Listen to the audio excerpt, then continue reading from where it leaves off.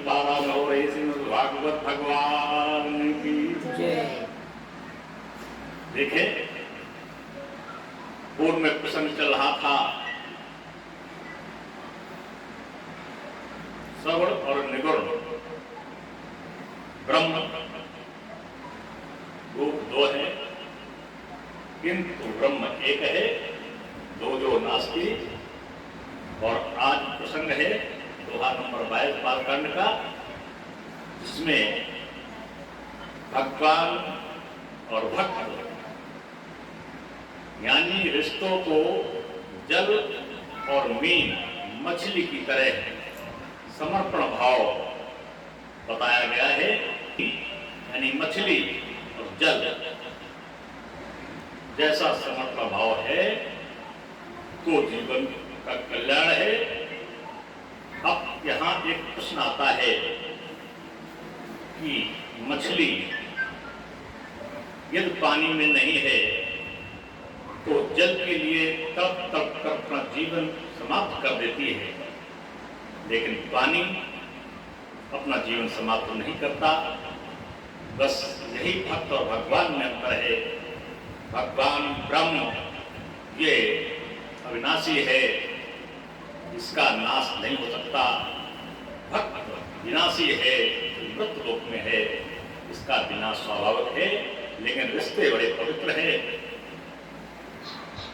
जल ही मछली को जीवन देता है, यानी ब्रह्म ही हम सब जीवों को के जीव रूप में प्राण संचार करता है। ब्रह्म जिस प्रकार से हम सबको जीवन देता है, उसी प्रकार जल मछली को जीवन देती है। ऐसे ब्रह्म हम सब जीवों को जन्म देते। तो बात यहाँ ये है कि मानस में आगे भी बताएंगे को समझ पाना अच्छे अच्छे ऋषि मुनि नहीं समझ पाए तो साधारण व्यक्ति की कोई गिनती नहीं है। लेकिन जो मानस में उदाहरण दिए गए हैं, जो मानस जो पढ़ते हैं या जो मानस में प्रसंग आए हैं, इससे ये तो सिद्ध होता है कि बिना प्राणवायु के व्यक्ति जीवित नहीं रह सकता, जीव जीवित नहीं रह सकता। सारा समस्त संसार चल चर अचर ये जीवित नहीं रह सकता। और ब्रह्म अमिट है, ब्रह्म से सारा संसार है। ऐसे जल उदाहरण के लिए जल और मछली का मानस में उदाहरण दिया गया है। सकल कामनाहीन जे राम भगत रसलीन, तो सभी कामनाओं से हीन होकर के भगवान राम के भक्त में रसास्वादन करते हैं, भक्ति का रसास्वादन करते हैं, रस में लीन हो जाते हैं। नाम सुपेन पीयूष हृद, वो रसास्वादन, वो पीयूष यानी अमृत, भक्त में अमृत, भगवान राम के स्नेह का अमृत हृदय में हरण करते हैं। किस प्रकार से नहीं किए मन मीन, मन में मन मीन को बताया। अगर मन मीन की तरह यानी मछली की तरह उस ब्रह्म में, उनके आनंद में, उनकी भक्ति के रस में सराबोर हो जाए तो आनंद ही आनंद है। ऐसा दोहा नंबर 22 में मानस में संगायता है। अगुण सगुण तुय ब्रह्म स्वरूपा, अगुण और सगुण ये ब्रह्म के दो स्वरूप बताए गए हैं, लेकिन ब्रह्म एक है। जैसे व्यक्ति एक है, दो आंख दो बताई गई हैं, लेकिन एक ही शरीर में दोनों आंखें हैं। चाहे इस आंख से आप देखें, चाहे इस आंख से देखेगा वही, जो एक आंख से दिखेगा वही दोनों आंखों से दिखेगा। वो सगुण के रूप में देखें तो भी ब्रह्म दिखेगा, और निर्गुण के रूप में देखें तो भी ब्रह्म दिखेगा। दोनों पे भेद नर है, इसलिए एक नाम दे दिया राम पर ब्रह्म। जो राम का उच्चारण करिए, इसमें सगुण भी है और निर्गुण भी है। अगुण सगुण तुए ब्रह्म स्वरूपा, अकथ अगाध अनाद अनुपा। ये बड़ा अकथनीय है, इसको समझा पाना समझ पाना दोनों बड़ा अकथनीय है, ऐसा मानस में लिखा गया है। लेकिन दोनों सगुण और निर्गुण एक है, केवल परब्रह्म परमात्मा राम है। दशरथ नंदन राम नहीं, दशरथ ने तो अंशावतार जन्म लिया है राम ने। दशरथ नंदन राम जो हुए वो अंशावतार राम है। जो हमारा ब्रह्म राम है वो ब्रह्म राम, एक वो ब्रह्म वो राम है। मोरे मत बढ़ नाम दुई में, मानस में अरे बाबा तुलसीदास ने कहा है, तुलसीदास ने क्या कहा है, भगवान शिव ने कहा है, क्योंकि रच महेश निज मानस रखा। ये रचना हमारे भगवान शंकर की है, माध्यम हमारे तुलसीदास बाबा है। तो हमारे भगवान शंकर कहते हैं, या तुलसी तू माने तुर राम, ला से लक्ष्मण, सा से सीता, या राम लक्ष्मण सीता कहते हैं, या हमारे तुलसीदास बाबा कहते हैं, या हमारे भगवान शंकर जिसमें राम सिया अंतःकरण में राम विराजमान है, वो कहते हैं कि मोरे मत, अपना मत दे दिया उन्होंने। बढ़े नाम दुजते, दो नाम दिए हैं, एक ब्रह्म सगुण एक निर्गुण। लेकिन ये गुण निज बस निज भूते, लेकिन आप जिसमें सरल हो वो अपना लीजिए, चाहे सगुण अपना लीजिए चाहे निर्गुण अपना लीजिए, और नहीं तो दोनों का निचोड़ है राम। रा नाम, रू नाम अंधकार, रू नाम प्रकाश।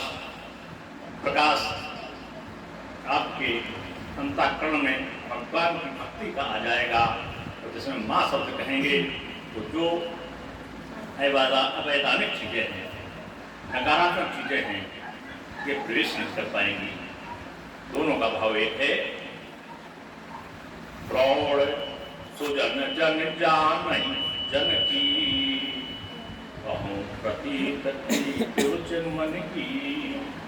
एक उतारुगत देखिए एको, पावक सम जुग ब्रह्म विवेको। उभय अगम जुग सुगम नाम ते, कहो नाम बड़ ब्रह्म राम ते। व्यापक एक ब्रह्म अविनाशी, सतचेतन घन आनंद राशि। क्या बात है। प्रौढ़ सुजन जन जाने जन, बड़े जो विद्वान महान ऋषि मुनि हुए हैं वो भी नहीं जान पाते हैं। कहो प्रतीत प्रीत रुच मन की, केवल वो अपने मन की बात करते हैं, विचार मन में जैसा आता वैसे कहते हैं। एक उदारवत देखिए, एक ही रूप में ब्रह्म के रूप में यदि आप देखते हैं या अलग अलग देखते हैं तो निष्कर्ष एक ही आता है, केवल एक।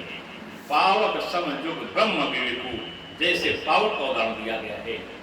एक काष्ठ है, एक काष्ठ है यानी लकड़ी है, लकड़ी में आग है लेकिन वो दिखती नहीं है, ये निर्गुण है।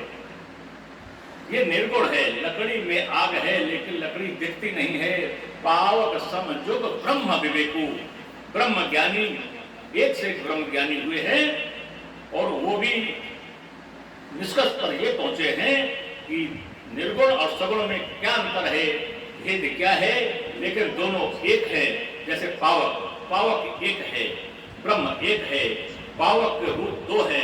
एक काष्ठ है, लकड़ी है जिसमें अग्नि है, वो दिखती नहीं है, और एक पावक वो है जो अग्नि जलती हुई प्रज्वलित दिखती है, वो अग्नि दिखती है।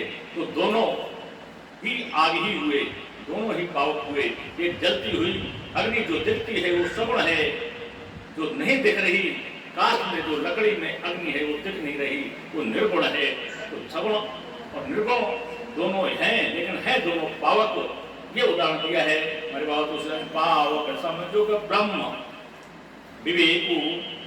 ये विवेकशील लोग ब्रह्म एक मानते हैं, दोनों एक हैं। जिसमें आप काष्ठ को जला देंगे तो वो प्रज्वलित हो जाएगी, वो सगुण हो जाएगा।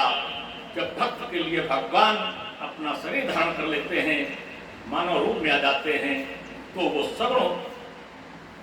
सगुण ब्रह्म हो जाता है।